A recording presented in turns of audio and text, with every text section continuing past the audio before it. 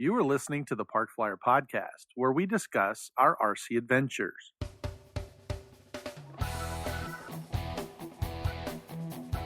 Welcome to the Park Flyer Podcast, where we discuss the ups and downs of the new RC Flyer. Join your hosts, Michael and Jay, as they take flight at the park. Now on with the show. Hey everybody, welcome to the Park Flyer Podcast. I am Michael from Arizona, and with me always are my good friends Jay from the hills of Texas. And AK Mike in Texas. Right on. How goes it today? It's hot. I know, it is hot. It's hot. hot here too. Summer is here. I know, right? You want to know something surprising? I was in Dallas just recently over the weekend, and I thought it was pretty warm. Actually, I was like, wow, it's really hot here. And then I showed up back in Arizona, and you guys aren't hot down there. I was like, oh, yeah, I remember this oven. I just walked out of the airport. You know, it's a wet hot here. Yeah, Mike. the humidity. It's a The wet hot. humidity is the part that gets you, Oh, yeah. honestly. Yeah. It's a dry heat here. I mean, you guys always say it's a dry heat. It is. Yeah, it's a dry heat there, but it's a wet Yeah, hot it is here. wet hot there. So, well, this week's podcast is pretty exciting. We got a couple of exciting things to talk about, news media. Actually, Mike has a couple of things at his club. Your club won an award, I think.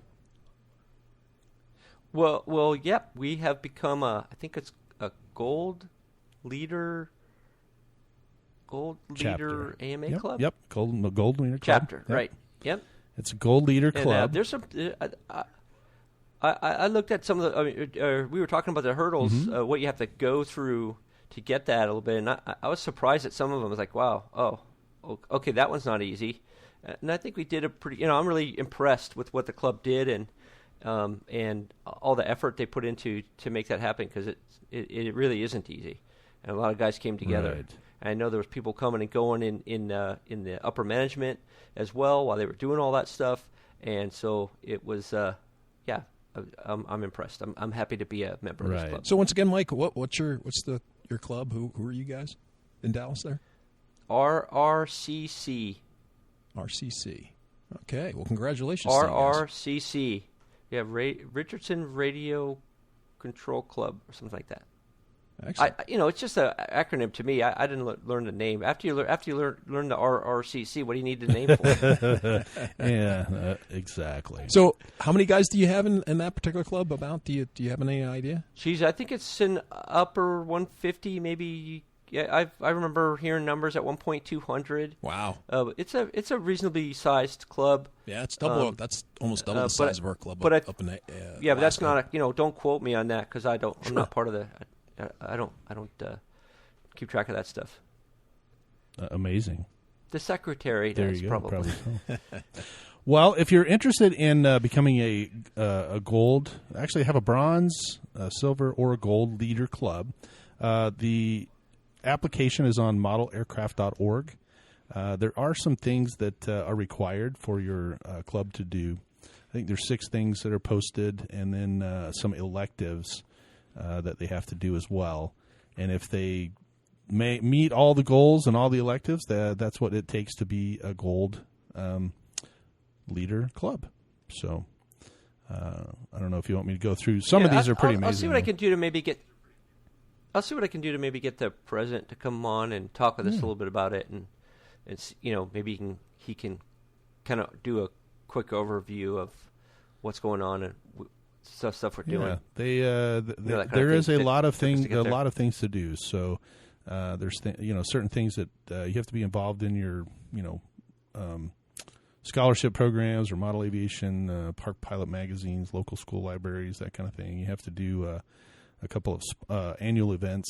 So I don't know. Doug from out there in North Carolina and his group may be working towards some of this as well, because I know that they do a lot of the things that are required for that particular, service or that award. So maybe he is. Maybe he's looking for it. Well, you never know. I wouldn't be surprised if they were heading for it. I mean, having been out to their Sure. site and flying with a couple of those guys, they're a great group of guys. And if I was in that area, I'd definitely join them too. Yeah, they do a lot with Meg Smiles, I believe is the name of their charity, and they help them out. I just saw something on our Yep. Facebook page that showed that they were donating money or doing something with it. So we applaud them and their effort. And Mike, congratulations for your club and able to reach that. Yeah, that's great. That's pretty amazing that a club can do all of those and that everybody participates. So kudos to you. So the other thing, thanks. And so the other thing I want to mention is, and I don't know if this is what you'd want to talk about right now, but there's a guy by the name of Rhett Lampert who, and I probably pronounced it, it's probably Lambert. Yeah.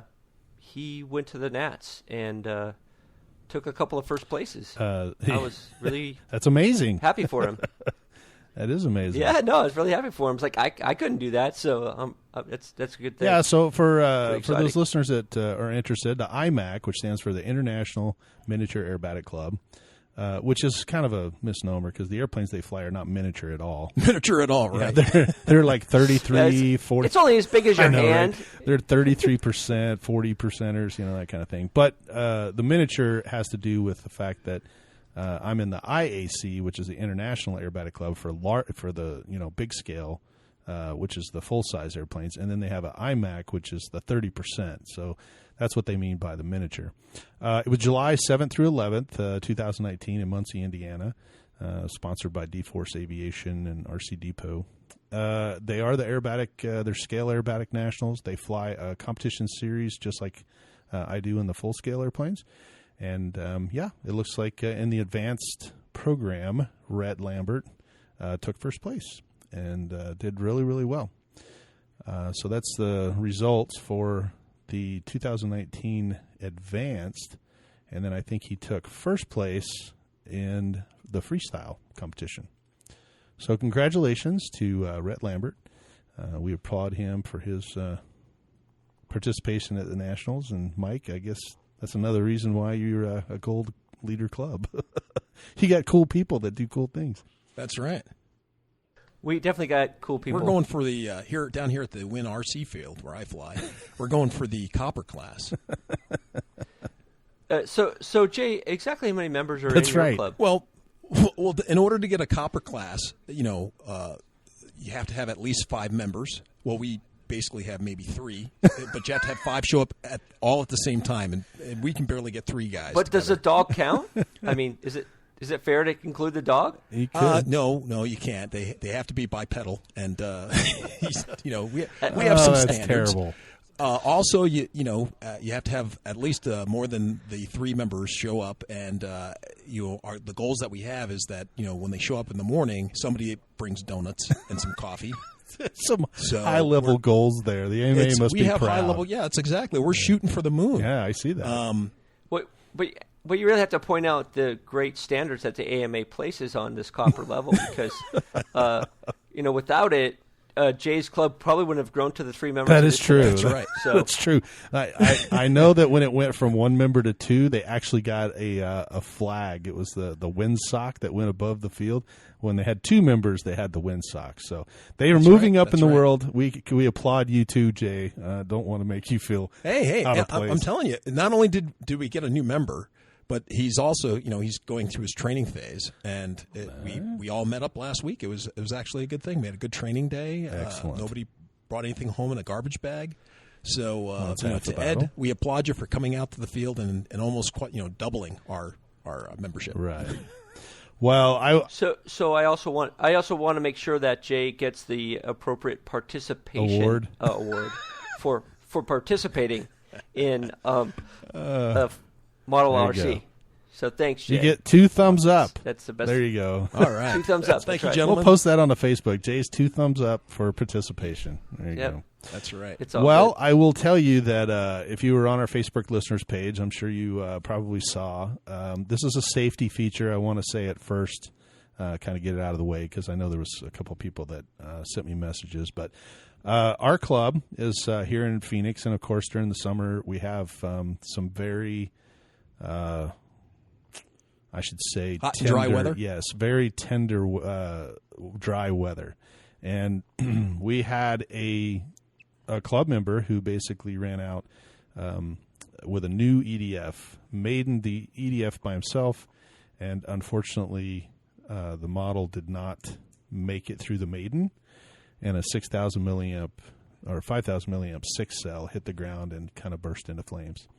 It did wind up starting a wildfire, and it was very big, and it was in the news here in Phoenix. So I would caution you, once again, make sure that you have your safety plan in place. Luckily for us, the firefighters were on the scene relatively quickly, and they were able to contain it within the same day. A lot of times when fires start like that out here, it takes multiple days and sometimes weeks to get it under control. But a shout out to the Phoenix firefighter department. They did a really good job. As a result, we met with the city and kind of explained our dilemma. And the city said, okay, well, we just need to be more careful next time. So please, during the summertime, whether you're flying here in the Midwest or in the Western U.S. or down in Texas, just be cautious of your surroundings, and just take some precaution. So. Now, you guys had a really wet spring, right? We did, and that's what kind of caused it. We had a lot of rain in the spring, and therefore a lot of growth. And, it's great when it's raining and it's all green. It's really weird to see the desert all green, but we have big grasses that grow up. But then when summer hits, there's no water. It just gets bone dry. And it's basically fuel for any type of spark. So now I will tell you that where the accident happened was far enough away that we do have fire extinguishers on the field. It's just that the wind was blowing at a very rapid rate. It was probably in the 25 to 30 mile an hour range. And I think that that's what exacerbated the situation. Otherwise, it would have been pretty local, and he probably could have made it over with his fire extinguisher. But the wind caught it, and it did not blow up, but it did get very large very quickly, which unfortunately. Yeah, because it's kind of weird. The few times I've been out to your field, it's been, I've never been out there with as much growth as I've seen from the pictures that you guys had out there this year. So when you said that there a fire started out there, I was kind of going started a fire on what, rocks? What could actually burn out there? Yeah. Unfortunately, it burned about 1,000 acres, which is, pretty substantial. Luckily, there was no, lives or homes or buildings or anything in danger. But I do know that some people had posted on the website, and I just kind of wanted to bring everybody up to speed. The club is well aware of it, and we have put, we didn't put any new rules in place. We just reiterated the safety rules and where the flying should be, and having a buddy, that's flying with you. At the time, he was by himself, fairly new guy.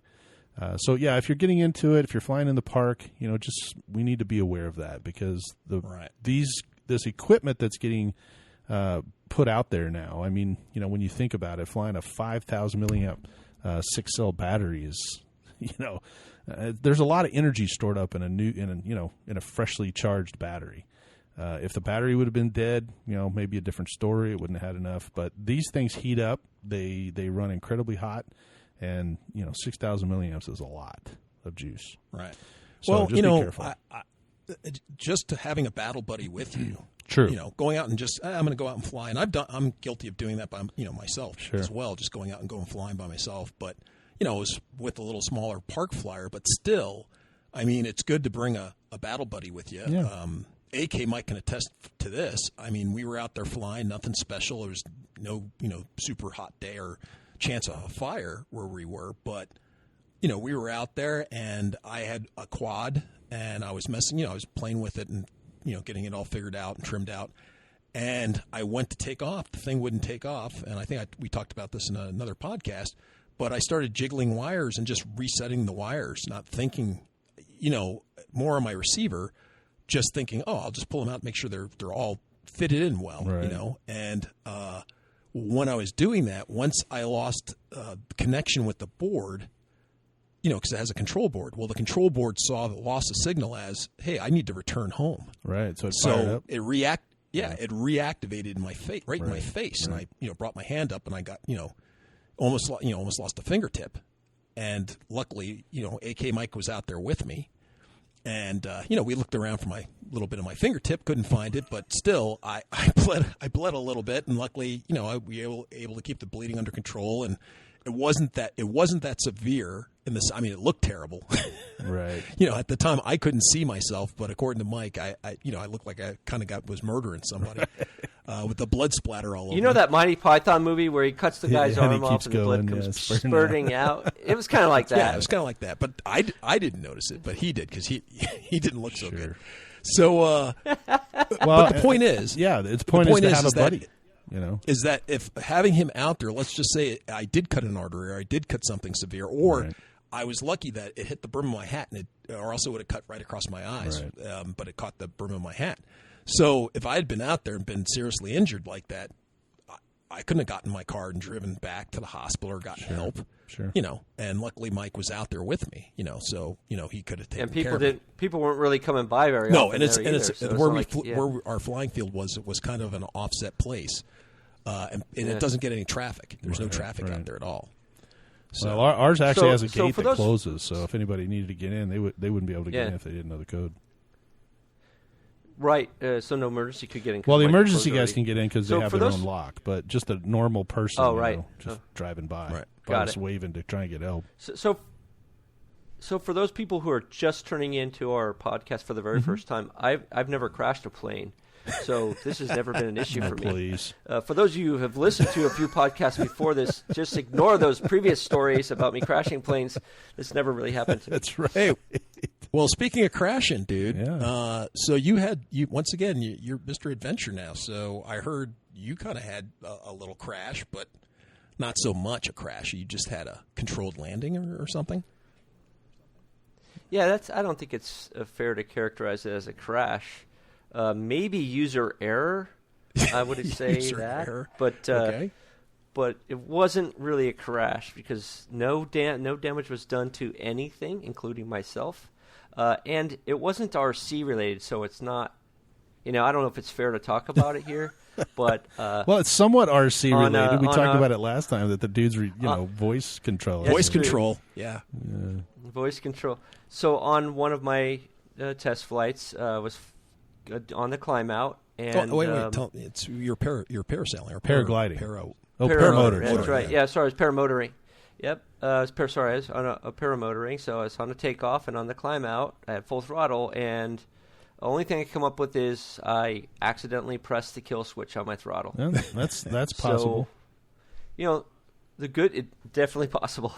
The good news is I was high enough in the air that I didn't have to recover too quickly, and so I turned back towards the field, and my instructor was awesome, and he's like really calm and just said, come towards us, turn around right away, be quick about it, don't fool around.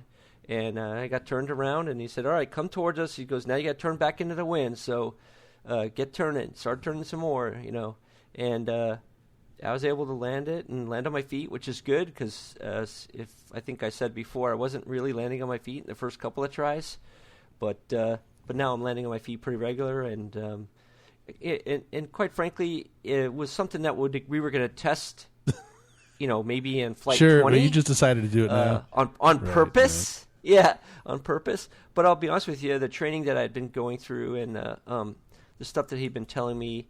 It just came into my head. Oh, I got a motor out. I guess I got to go back to the landing field. I'm going to land this thing. Now, he said something very smart, but it didn't help me because it was after the fact, is that it could have restarted the motor.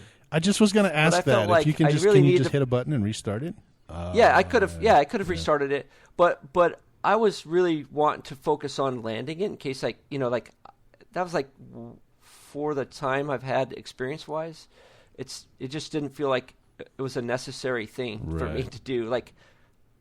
I was in a good spot. I could land it, so I just wanted to focus on landing. So there is a video of it, right? You sent us a video. I'm not really sure who was taking the video. Just the landing. Just the landing of it. But Jay and I were talking about it after we saw the video, and we were really trying to figure out how to get the video of the parachute coming down. And then right when you touched down, we wanted to see this big explosion, and the lady screaming. You do like a Photoshop of it or something? So we would swap it out and go, hey, wow. Did you survive this big fireball? Anyway, we're so bad. Well, once again, that would go viral in no time. Man survives explosion and landing. Podcast. Well, when once again, Mike, you kind of said, "Hey, did you see my video?" I had a controlled, not a crash, but you just said, incident. "Hey, I had my motor out landing, blah yeah. blah blah blah blah," and just kind of left it. And then I was like, "Real? I haven't seen that video." So I dug and went and saw the video, and once again, I was kind of like, "Oh my gosh, what happened? Was he over a cliff? Was he over the trees? Just barely cleared the trees." And then once again, the field that you fly at. I mean, there's like nothing around for thousands of miles. I know it looks like a There's football nothing. field, right? There's just nothing. It's just a big grass knoll. No, And I'm it's like, bigger than so that. I looked at that It's and I went, bigger than that. okay, so there's no tree. He didn't miss any trees or fall into didn't- a he didn't, sticker like, bush or between thorns. Right. So my imagination was getting away with me. After you told me this, I'm like, Yeah. went to rush to go see it. The second thing was, I guess after being in the Air Force and all the accidents and stuff that I've seen and whatever.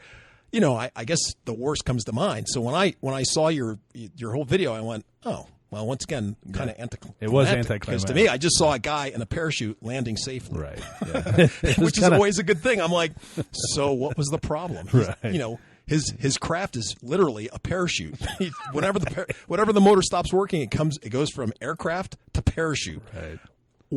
That's the best thing ever. So I just see you kind of gently flowing down and boop, standing on your feet, boop on your feet. And I'm like, okay, all right. Hence the big just start the explosion motor we were and trying just to go figure flying out how to again. Put in there. So, well, we're glad you're okay, and it's a good learning experience. So, Yeah, me too. And then after all that excitement was over, good. you came home and you got back to painting, right? Actually, after that excitement over, I had another flight. Good on you. And that one went. That one went good. excellent. See, so- I had a little trouble getting the wing in the air, but that one went excellent. Good. Well, Yeah. So, but I have been doing some more painting. Now I'm doing a twin jet. I think I've been talking about that, and I decided to paint the engines. And so I taped them up, and I probably spent an hour because I'm new at this. taping So, always and takes you longer taping than does painting. take a long time.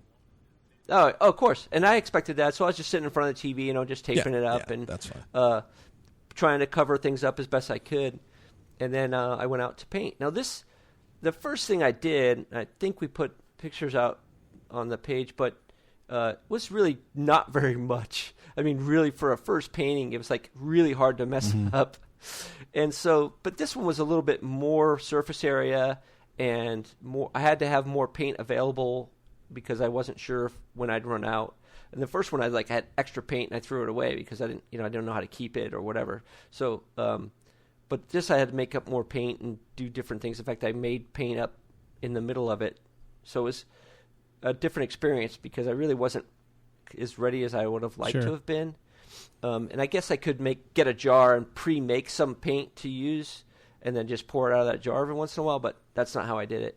But aside from that, I started spraying, and then at one point I made a spider web. Spider webs.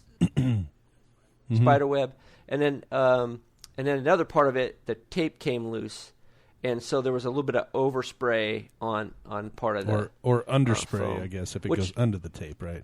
Yeah, it got under the taping. Overspray area, right? would be over the tape, and in underspray would be under the tape. Okay, and so in this case, I think it's in a spot where you won't see it because it's the part that's down on the plane. But at the same time, I started asking questions. Well, what do you do when that happens, and how do you fix it? And so that's what I'd ask you right now, Mike. Is what are the good choices at this point? One of the things I saw was I could use tape, like a packing tape, and put it on the paint, and then pull it up, and people say that works. What else? So you are correct. The packing tape will actually, because it has such a hard adhesive on it, if you put it on there, the foam has a release agent if you didn't clean most of it off. And when you pull the paint, it's going to pull the whole paint right off. So for cleaning the airplane back up, rather than taking turpentine and making a big mess, you can just take clear packing tape, rips the paint clean off the foam. Then you can kind of just start over. What I would suggest is the reason spider webbing happens is because you probably have air, a little bit of water in the airline. And I think on the last podcast we mentioned that if you went to Harbor Freight and got those little, apple-looking filters that it'll take some of the water out. Yeah. And that'll keep that Yeah, from little happening. water traps. Yeah, they're water traps. I'll be honest with you. In this case, I think I was too. And that close could cause it when I too. started If you're too spraying it. close, then what yes. happens Yeah. is that a lot of paint comes out because you pulled the airbrush, too far back because it's a dual action. So you pulled it too far back. A lot of paint goes on, and then the air flow, spreads it out, so it runs like, like it does water on your windshield. It hits and the drop kind of spreads everywhere. Yeah, it Okay. beads up and just Yeah, it rolls beads along. up. So now I got this spider web spot on Right? my dry paint. So what I would do is I would take So what do I do some about it? probably 600 plus sandpaper. So they sell sandpaper in numbers. So it's 600, 800, 1,000, 2,000, whatever. It's going to be really, really fine. You can do a wet or dry. Dry just gets kind of depending on the paint you're using, but dry you can just kind of sand it, and then just kind of sand over all of the little webbing look. Okay, so usually when that happens, it's a spot about the size of a quarter or $50. It doesn't really Yep, get very that's big. about right. And so you can just kind of sand a little bit on the foam, kind of just making it smooth, and then wipe it off, and then just go back over it with your airbrush. Just this time, stay a little further away and mist the first couple of tries. So you don't want to just get real close and just pull the trigger and just spray all the paint over there. Pull it away a little further. If you miss the paint on, then what will happen is that the little paint droplets will adhere, and then as you paint again, they'll kind of fill in. And it may require you to spray it real lightly and then sand on it again and then spray real lightly again, and it'll cover it. But that's that way I see. because what you're doing is you're sanding the new All right, paint well, I'll have to give it a shot. over the old one. You just sand the new paint.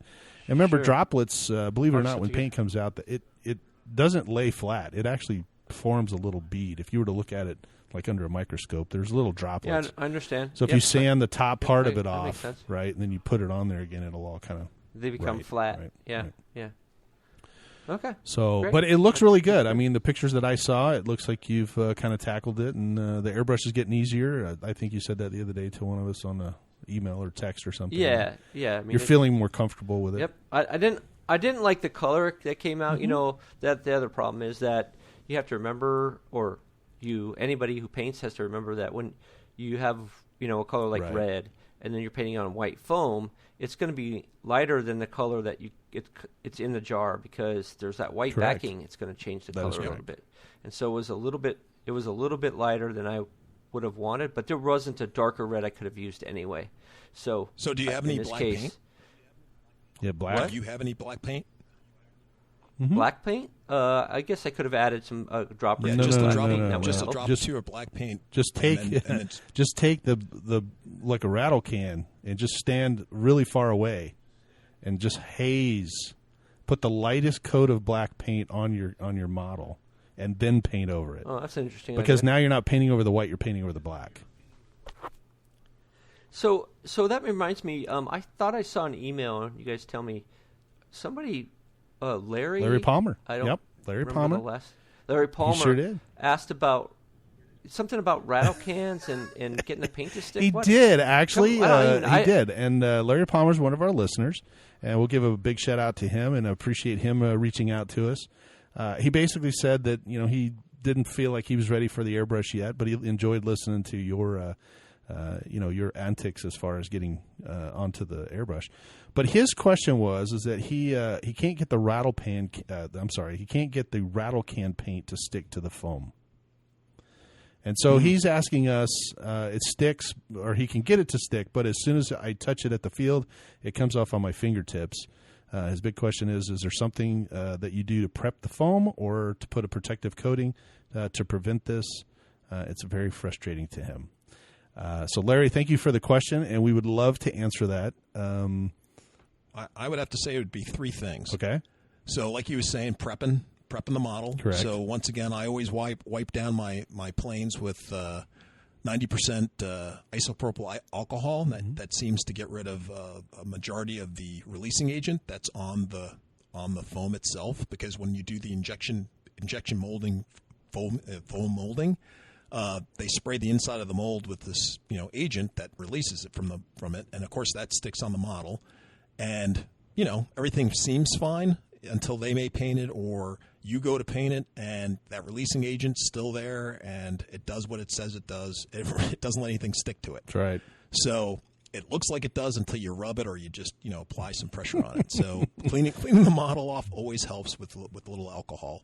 The second thing is another way you can prep the surface, because sometimes you don't always get all that stuff off, or it's somewhere nooks and crannies. So I find that if you spray a little of what do you call it stuff, primer, a little primer on the foam, although it adds an extra step, and I wouldn't have to say that you have to do it all the time, but by putting the primer on will help your adhesion to whatever you're trying to paint. And then the third thing is you can always put a gloss, or you can put what do they call that stuff? It's a clear coat. A clear coat, thank you. Man, getting old, getting over 50. Man, it sucks. But a little bit of a clear coat on the aircraft helps tremendously. Protecting it, making it look nice, as well as keeping fingerprint smudges and all sorts of things off of there. And it stops it from, once again, that releasing agent from alcohol from the primer didn't work.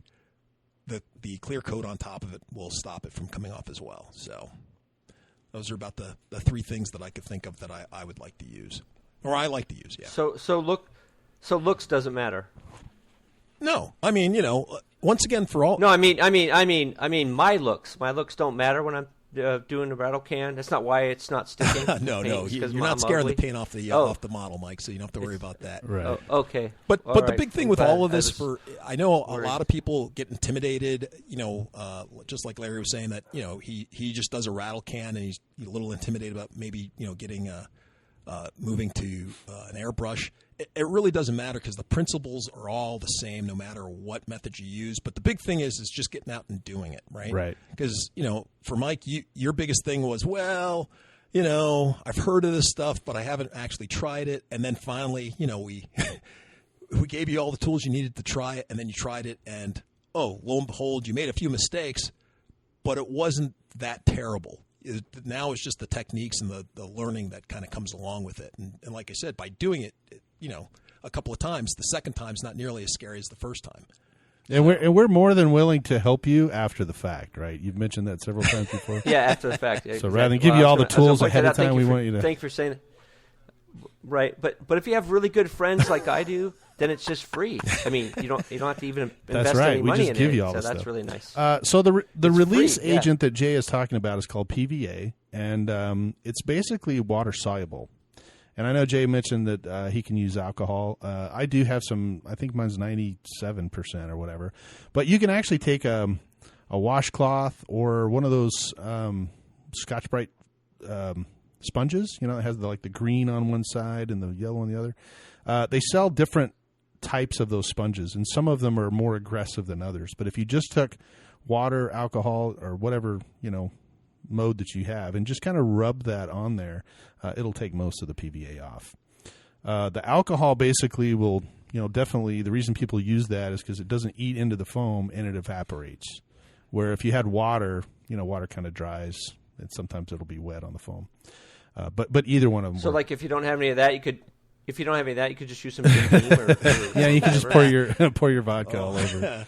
Why are you licking my plate? Right. Anyway, it's a family show. I was going to say the only thing the reason I don't like to use water though, I live here in Texas, right. So it's a hard water. If I use tap water on a plane, then you will see a film on the aircraft afterwards from all the mineral deposits. And you'll be able to pick it up with That's a magnet. true. Up where you live, magnet, not so much down here. So the to back Jay up, that's the other thing too. I normally try to do some sort of sanding. Once again, if I've got some 800 grit sandpaper, it's a wet dry sandpaper for automobiles. If you just run that over the foam, it'll take that layer off. And depending on the type of foam, you can do it on Depron or you can do it on the Elapor foam that we had with the Fun Racer. The primer stuff works really well if your surface is clean. But if your surface still isn't clean, the primer can come off as well. But if I did the primer, I wouldn't soak the airplane in primer. I would do a very light dusting. No. Yeah. So light. And that's the problem that people they really kind of go overboard. Really, aren't you just making like a rough surface in a way? That's exactly by doing what you're it doing. that way. Yeah. And unfortunately, when people get to paint, I see it all the time. But guys will, even on the rattle can, Larry was mentioning that that's what he uses. But people will sit there and they'll shake the rattle can, and then they'll get real close to the model and go, and try to spray it. Well, unfortunately, you're dumping a whole bunch of paint at a very high speed, and you're going to get the same problem that you had. You're going to get spidering. You're going to get, runs in the paint, overspray, underspray. Yeah, when I did that, when I did it to my 163, I used a rattle can for that, and I got drips more than I got anything. And that's just because you're holding it in one space and you're letting too much paint. Yeah. So back away. I mean, you're really honestly, if you backed 6 inches, almost a foot away from it, and you sprayed once or twice over it, you would be really surprised how much paint will actually make it to the product, right? I mean, there is some that dissipates in the air, but a lot of that's propellant. And you want the paint is heavier than the propellant, and so it'll stick to it. And then, once again, Jay mentioned the clear coat. It comes in 3 flavors, basically, right? A high gloss, semi-gloss, a flat, or matte. So depending on what you're using, if in our case, Mike, with the Fun Racers, we used a very high gloss. And you just spray it over the paint. And that was after... That is correct. Right? You're talking Once about? the aircraft's all painted and dried, you take the gloss paint, and it's an enamel gloss because now it has something to, adhere to. I think you can buy the one that I had in there was a Rust-Oleum brand. I think it was the 2 times coverage. And you did that in your airbrush too, Mike? I don't remember. I just did it with a rattle can. Yeah, you did it with rattle can. Rattle can. And I also did it on the L39 with a rattle can. I just walk out there and spray it over it. Once again, be very, very careful and be very light. The light coatings will work better than just dark coatings. I mean, when Mike was here, I think one of the things he mentioned that we might have said in the other podcast is that, wow, this takes a long time. And it really does. A good paint job is not done in 1 hour. I mean, there are guys that do that, but it's not what the professionals do, right? If you took your car in to get painted and there were 5 coats of, 5 different types of paint, it would literally take them 3 days to paint the car because they tape it, paint it. So I guess I'll have to spend a few more minutes on my plane. Well, it just depends on how you want it to look. If you're going for the, really expensive paint job, you want it to look custom, that's fine. If you want it to look like Jay's Bumblebee airplane, you just, use the whole rattle can, 5 minutes, and you're off and running. So, for him, he didn't really care. He just wanted a bright color that he could see and, get it out there. He wasn't trying to win any awards with it. Where, we have guys, I actually won awards with my models, the paint and everything. So, hence the reason for the airbrush, because you can get more detailed with the airbrush. Otherwise, the rattle can will work just fine. So, don't think that you have to get rid of the rattle can for the airbrush. Larry, if you're using rattle cans, keep using them. They're fine. They're perfectly fine. They're perfectly easy to do. They're cheap. About $5 or $6 for the can, and just be cautious and spray a little further distance away, and then spray a clear coat on it. And that way, if you touch it, it's not going to come off. It won't come off in your fingers. Mike, you were talking about Rust-Oleum paint, and the thing about with the rattle cans now, I know they have a brand of Rust-Oleum that is specifically formulated for foam, and it has a primer built into it. That is correct. And it only takes 1 or 2, maybe 3 coats, to coat things really nice. Mm-hmm. So I say stick with the rattle cans because now they're coming out with specific paints for our models or our planes that work very well. So yeah, and they're coming out. Like my Fun Racer has that switching color tail. That was out of a rattle. Yeah. That was a rattle can. So I mean, it wasn't like I had to get 2 mixing paint. I just bought the whole color change in 1 can. You just have to shake it. The other thing too is that I'm not sure. Larry didn't say where he was in the U.S., but you don't want to paint in cold weather, real cold weather, because the paint doesn't dry and it kind of clumps. That was a problem in Alaska. So you have to kind of the ideal painting, is probably in that 75 to 85, range. It's difficult for us because the paint dries literally before it hits the media. I painted something for Spencer And, it's 150 degrees outside, and I painted his canopy. And I looked at it, and I thought, gosh, this thing looks like felt. It looks really cool. We walked over there and ran our finger across it, and the whole thing came off as dust because the paint was literally drying before it actually touched the I think it was an inside canopy. So it just covered it in this little fuzz. And they were just little balls of paint. And you could blow it off with the air compressor. It was crazy. So, and you can do that too if you over thin it. Now, if you're using a rattle can, you're not thinning it. But Mike was talking about putting it, if your paint's really thick and you're adding a thinning agent to it, if you put too much thinning agent, it will actually degrade the paint molecules to where it dries before it hits your project. So you got to be careful with that.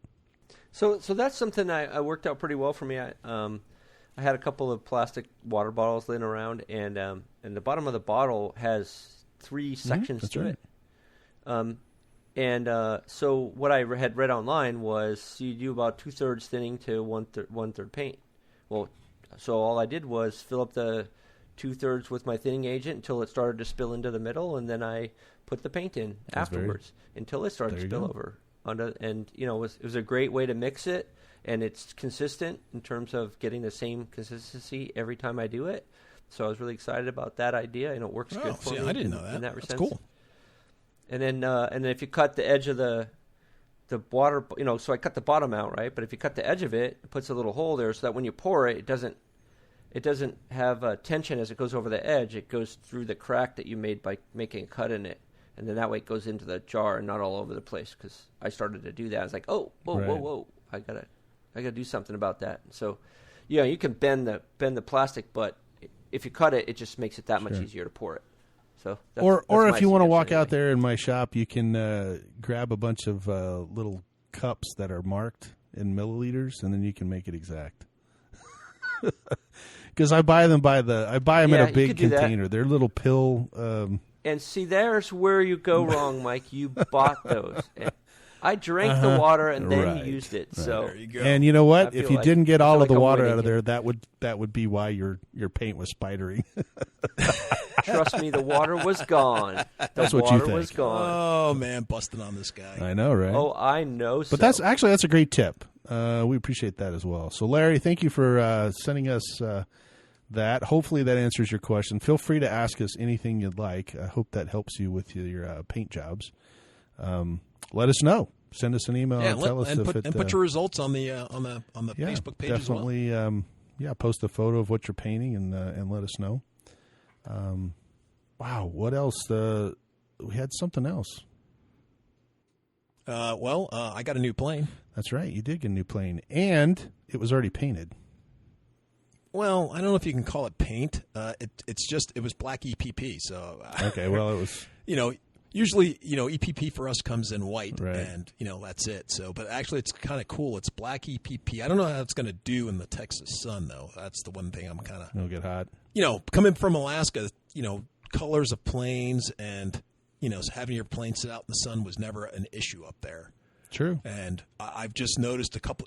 Luckily, I brought out a blanket to kind of throw over some of my planes, or I take out my sun shield and put all the planes underneath it because, man, the last time I went out with Jim, it just heated up something fierce. Right. And some of the planes got a little blistering on them and stuff. So, yeah. But anyway, I got it's called an AR Mini. It's a FPV racing wing. It's the little brother to the bigger AR wing by Sonic Models, and they're the guys who make AK Mike's Nano Talon and my my Orbit, right? Zord, ZOHD Zord Orbit wing. So it's made by the same guys. It's very cool. You get a box; it looks like a shoebox, quite literally. You open it up, shake the parts out, and quite literally you could be done in 5 minutes. The things that I really like about this plane, usually, when they pre-mount servos, it's kind of a weird thing where you have to go, as you try to figure out what's going on with them, you have to take the servo arm off or put it on, get it centered. Well, this one actually came pre-assembled, already attached to the Elevons. they were already centered. And that's like the first time I've ever seen that on a model, that I actually hooked up my receiver, turned it on, and I didn't have to mechanically move them at all. So that was kind of cool.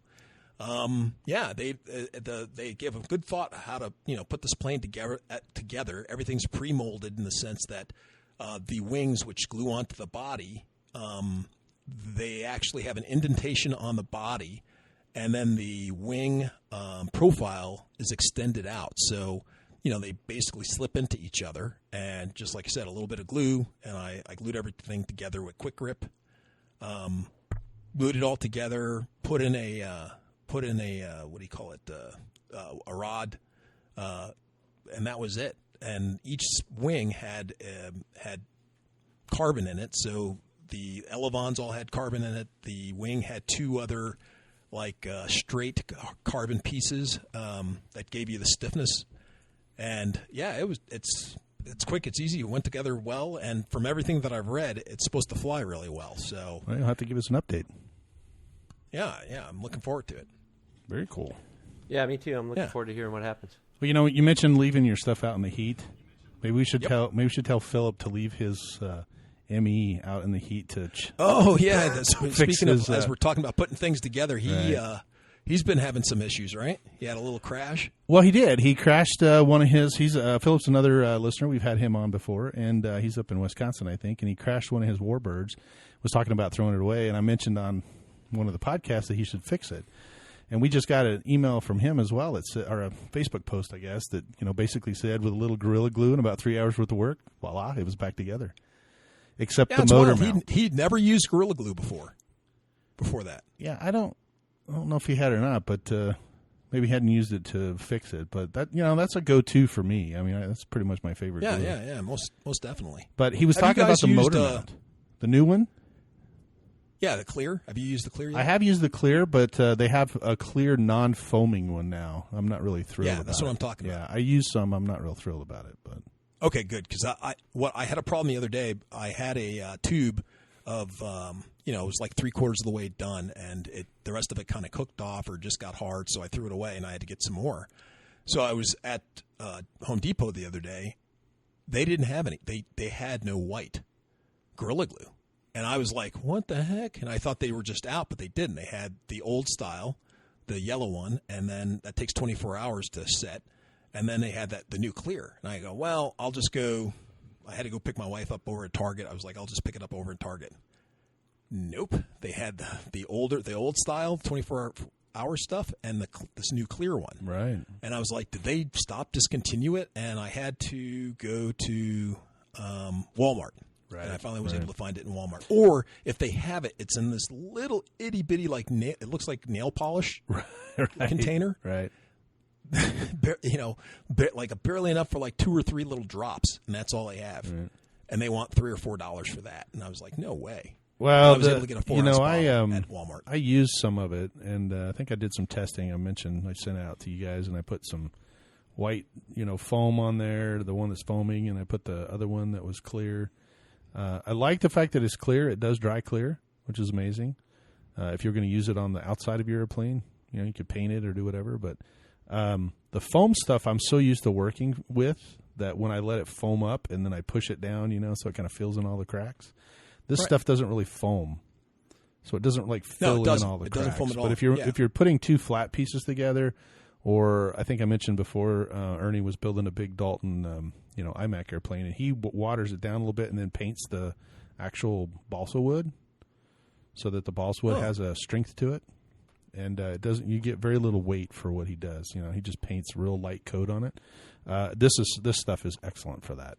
So, gotcha. But I have all 3 now. I mean, and I got one of these as well. I know the listeners can't see it, but this is a little thing of foam tack for my bag. Check that out. Wait, so is that like the regular foam tack? This is the actual Beacons foam tack. They just sold it in a little. It looks a little bit like the CA glue. CA glue, yeah. But I always carried the big one around, and I had to squeeze it out. And this one has a little bitty pin nozzle where you can just kind of run it in there. But it came in a 6-pack, so I got 6 of these, and they work fantastic. Where'd you get it? I believe I got it at Motion RC. Oh, okay.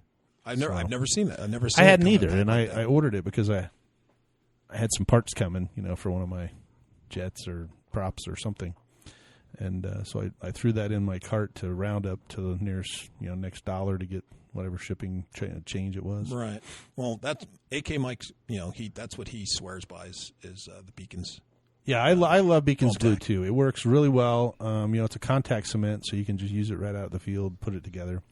But Yeah, I just bought a bottle of that foam tack, not the Fabri-Tac, which I right, also foam use. tack is much better. But the foam tack is actually, I think it's better. It is better. well, it's for foam. The Yeah. Fabri-Tac stuff is for fabric, and it won't stick to foam.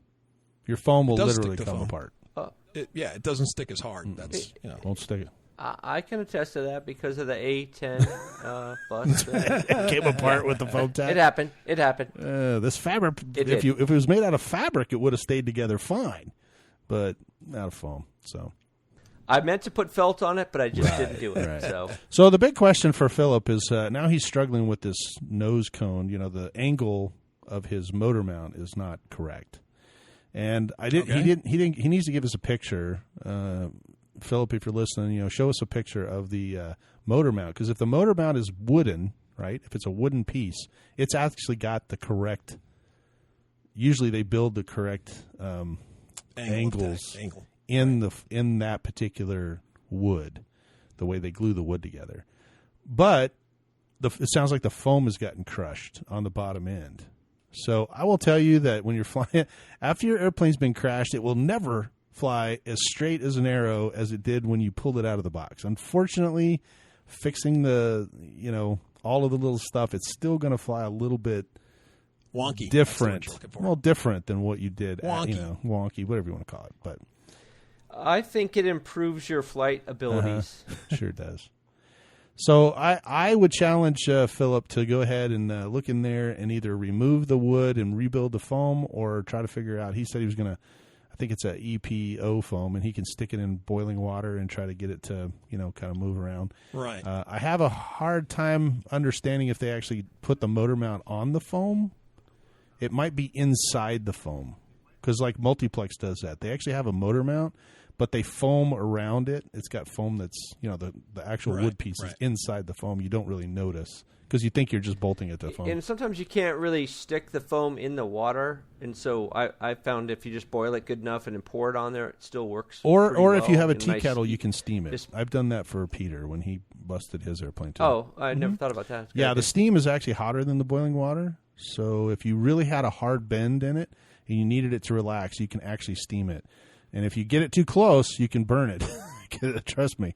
It'll open that foam up and just put a hole right in it, because the foam turns over there. How do you know that, Mike? Yeah, I don't know. I'm not going to admit anything. Just ask Peter. Yeah, just He'll ask tell you all Peter. He'll about tell it. you. One of your friends yeah, that's told it. you. I Is learned that it from one. Yeah. I learned it from Jay. No. So basically, then he did the repair in just the wrong order. Then, right? So he should have steamed it first, then went ahead and glued everything back together. Yes, and that's a good idea. I mean, if you've crashed an airplane, I know Philip. We didn't really give him any guidance. I just told him to put some Gorilla Glue on it. But, Yeah, right. but there seems is to be a pattern with there us. is there is a slight method to the madness, and I will tell you that there's some other stuff that Spencer uses all the time, and it's and actually Jay and I use it as well. But it's a patch. It's called a patch light, spackling. But it's actually like a fix-in patch or something. If you go to Home Depot, you can see it there. But it's a lightweight spackling. And believe it or not, you can cut the foam. So if you had a foam that was really mangled and you couldn't straighten it out, you can actually cut it, use some blue core or some other type of foam, cut a little square to stick back in there, and then use the foam tack. Not foam tack, I'm sorry, to use the spackling to fill in any of the holes around it. Sand it a little bit, spray some paint on there, and you're back in business. So Right. It's just like what do they use for cars? What do they call that stuff? Bondo. Bondo. It's kind of like Bondo. Yeah. But it's super, super lightweight. When you go to pick up the container, you're like, "What is this, air?" Right, it is. And it's like a nice miracle working on. Like you said, you have a dent. You have a space that's kind of jagged, and you just fill it up with, whatever you have, like you said, foam or whatever. Fill it in the best you can, and then you just take that spackle and just even out the surface. Put it on, get it all on, and it's the same thing, kind of like spray painting. Don't try to fill a hole in one go. You put a little bit of spackle in there, let it dry, and it only takes like 10, 15 minutes for the stuff to dry, set up. Let it set up, then go ahead and put just a little bit more spackle in there, fill up the hole again, and you might take it 2 or 3 times, and then you can go ahead and smooth it all out, let it dry, then sand it, and you won't even be able to tell after you paint that there was ever a hole or anything there. So right, and it depends on the hole. I mean, if you have a Grand Canyon of a hole, then you need to grab Home Depot. If you go over to Home Depot sells, I think they call it Foamulaire.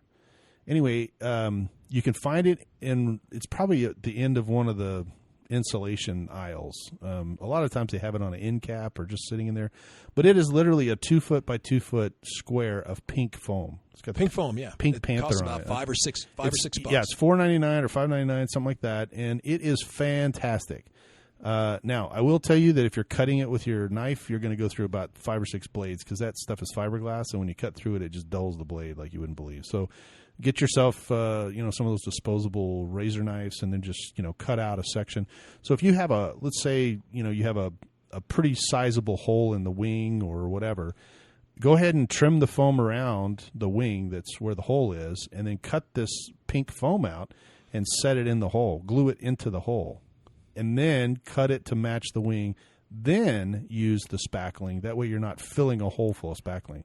Because if you fill the hole full of spackling, it's going to dry and it'll shrink. And then you put another side, it'll dry and shrink. It creates like a core, and the core can actually fall out. So you don't want to just leave the spackling. You want the spackling to cover all the dents and the little lines and holes and everything. So you want to use that. So, don't be afraid. Smear that stuff on there. It's water soluble. If you screwed it all up, you can literally just take it and wipe it off with water. I mean, you can thin it down. It'll go, in a bunch of different places. But if you're gluing big pieces together, then the Gorilla Glue works really well. If you're repairing big holes, I mean, literally Spencer the other day when I was at his house, his little Viper jet that he bounced off the ground was in multiple pieces. I mean, little chunks of pieces. And if you saw that thing today, you'd think they don't make it anymore. It was a Taft Hobbies or something. And they don't make any parts for it anymore. So he just redid the whole thing. I looked at it. I was like, holy smokes, good job. Because it looks just like the thing came out of a box, come out of the box. All of the holes and the tears and all that stuff are all repaired. You would never even know it's been crashed. And except it needs a paint job. You kind of see that it, needs paint. But he's trying to decide what kind of paint to put on it. Just paint scheme, because it was green and checkerboard, and now he's going to change it up. So, but yeah, give it a try, and don't be shy.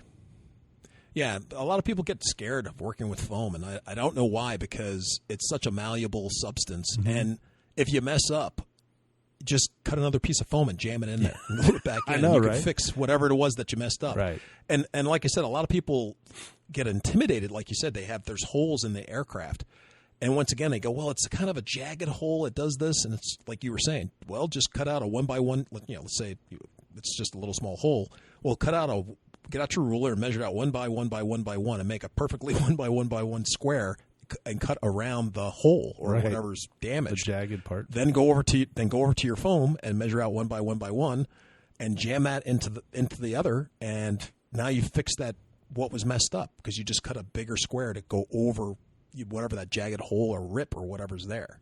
And that's all it takes. Cut out a square, cut out a rectangle, jam it in there, and then put some spackle on, and off you go. It's really easy. I'm going to add to that, because in Jay's instance, all that works really great if it's on a flat surface. But what if it's on the leading edge of your wing?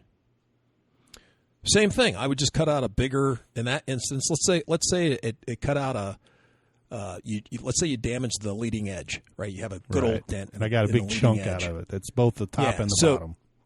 So let's just say you go over to that pink foam, and you'd cut out a 2-inch, let's say it's an inch long is the damage. Right. So I'd cut out an 1.5 inches, or 2 inch, cut out a 2-inch chunk. So now it's a nice square, the damage was. Right. So you've cut the damage out of the leading edge of the wing. I'd cut it out, and then I'd walk over to the that 2x2 pink block that you have, and cut out a 2-inch rectangular block. And of course, that stuff's 2 inches high, and let's say the thing you're working on is only an inch. Doesn't matter. Cut out the 2-inch. Cut it out, stick it in there, and then you'll have, like you said, a half inch on either end. Get a long razor blade, and you can kind of follow the profile and just slowly cut it out or shave it down, and then get out your sandpaper, and you'll have the profile, and it'll look exact. Throw on some spackle, sand it, and you're good to go, and throw on some paint. Well, and you won't even know it's there. I feel like the noise is required when you're doing it. I know, right?